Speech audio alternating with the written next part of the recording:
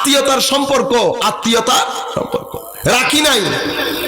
টাকা পয়সা দিয়ে সাহায্য সহযোগিতা করতে হবে, কে রাখে কার কথা, যার যাকে নিয়ে ব্যস্ত। আমরা আত্মীয়তার কোনো খবর নিতাম না। বাপ দাদা চাচা জেঠা খালা মামা নানা কোনো আত্মীয়তার দরকার নেই, আমরা করতাম না। অতঃপর ওয়ায়াকুলুল কবিয়্যু মিনাদ দাঈফ, আমাদের মধ্যে প্রভাবশালী যারা তারা গরিবের জায়গা সম্পত্তি দখল করে ফেলতো, জবরদখল। গরিবের কোনো কিছু বলার ছিল না।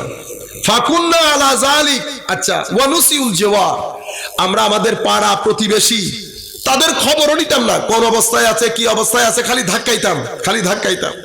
তো আমরা এই অবস্থার মধ্যে ছিলাম।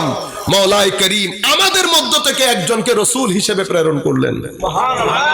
রাসূল হিসেবে, শব্দটা বলেন, রাসূল হিসেবে প্রেরণ করলেন। প্রেরণ, রাসূল বানালেন না, কি করলেন?